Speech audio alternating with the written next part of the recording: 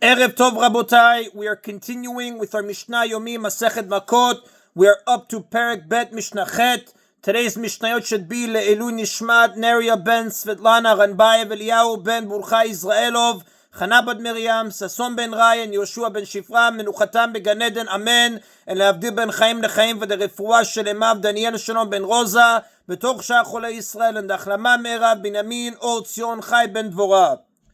The Mishnah discusses a law that applies to a killer while he is in exile. Kayotzebo. Similarly, now, although this Mishnah has no direct connection with the previous Mishnah, it begins with the term similarly. This is because the same ruling is cited in Shvi'it, chapter 10, Mishnah 8, and there the term similarly is appropriate to keep the two Mishnahs consistent. The Mishnah here cites the ruling in this. The Mishnah cites the ruling in the same manner here. Kayotzebo. Similarly.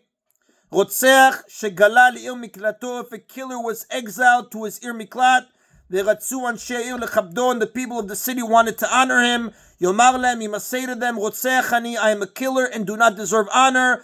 Amrulo, if they tell him, afal pichen, nevertheless we want to honor you, yikabel man, he may accept the honor from them. Shneimar, as it is stated in Dvarim, chapter 19, verse 4, v'zed dvar rotzeach, this is the matter, literally the word of the killer. This alludes to the fact that a killer needs to simply say what his status is. Once he has done that, if the townspeople insist, he may accept their honor. And the Mishnah cites a dispute as to whether a killer must pay rent for living in Ir Miklat.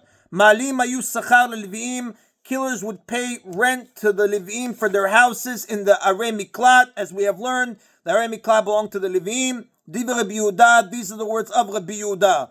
Rabbi Meir Omer, Rabbi Meir says, Lo ayu ma'alim lahen sachar, killers would not pay rent to the Leviim. The Torah gives killers the right to live in the Arei Miklat free of charge. As we have learned in chapter 4, the Leviim had 48 cities. 6 of them were designated specifically as Arei Miklat, but the other 42 also provided refuge. Both Rabbi Yehuda and Rabbi Meir agree that a killer does not have to pay rent if he lives in one of the 6 Arei Miklat. They argue whether he must pay rent if he lives in one of the other 42 cities. And the Rav tells us that Halakha does not follow the opinion of Rabbi Meir. The Mishnah cites a dispute about what happens when a killer returns from exile after the Kohen Gadol dies. The Chozer Lisrara Shayaba, after he finishes his exile, the killer returns to the position he held before he went into exile. For example, if he was the head of a court, he resumes that position when he returns from exile. Once he finishes his term of exile, his sin is atoned for and he deserves to resume his position. Div Rabbi Meir, these are the words of Rabbi Meir. Rabbi Yehuda Amar, but Rabbi Yehuda says, Lo haya chozer lisrara shayaba, he does not return to his original position. According to Rabbi Yehuda, although the killer's sins was atoned for, the fact that he was the cause of a person's death disqualifies him from resuming a public position. And the Rav tells us that Halakha does not follow the opinion of Rabbi Yehuda.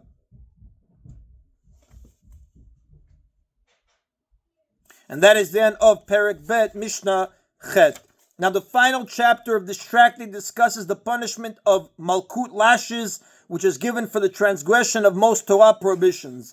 We begin with Perek Gimel, Mishnah Aleph. The first 6 Mishnayot list some of the sins that are punished with lashes. This Mishnah discusses various forbidden relationships.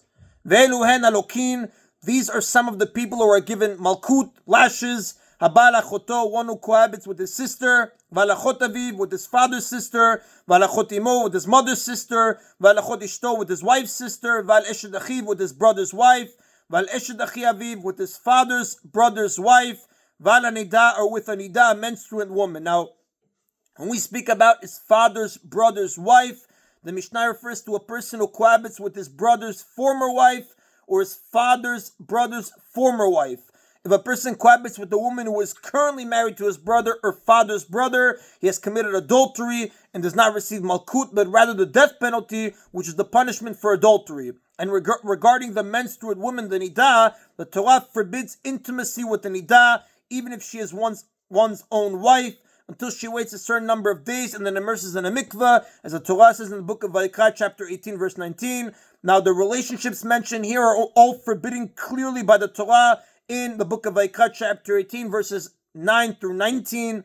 The Torah states that they are all punished with karet, there in verse 29. Our Mishnah is teaching that they can be punished with malkut, If the sinner was warned before he committed the sin that he would be given malkut for the transgression, he is given malkut.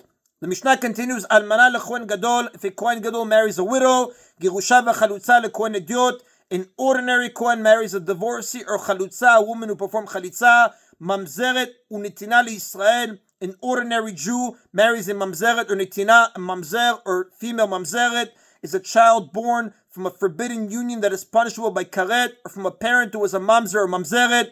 The Torah in Dvarim chapter 23 verse 3 forbids marriage or cohabitation between a mamzer or mamzeret and a regular Jew. And a nitina, natin, is a descendant of the Gibeonites, a group of Canaanites who tricked Yoshua into making a peace treaty with them. They are forbidden to marry ordinary Jews. Bat Yisrael and natin or mamzer, or an ordinary Jewish woman marries a natin or a mamzer. All these people are given malkut lashes. The Mishnah discusses a person who marries a woman who is forbidden to him by more than one prohibition. Almana u'grusha, if a woman is both a widow and a divorcee, meaning she was widowed from her first husband and divorced from her second husband, chayavin alea mishum shtei shemot, a kohen gadol who marries her is liable to 2 sets of lashes since he violated 2 different prohibitions. Girusha v'chalutza, however, if a woman is both a divorcee and a chalutza, meaning she was divorced from one husband and became a chalutza after her second husband died, and a kohen who marries her is liable to only 1 set of malkut because he is considered to have violated only 1 prohibition. Since the prohibition to marry a chalutza is derived from the same verse that prohibits a divorcee, they are both considered a single prohibition, and if a kohen transgresses them both at the same time, as in this case, he is given only 1 set of lashes. And that is an abotai of today's Mishna Yomi. Baruch Adonai Leolam. Amen v'amen.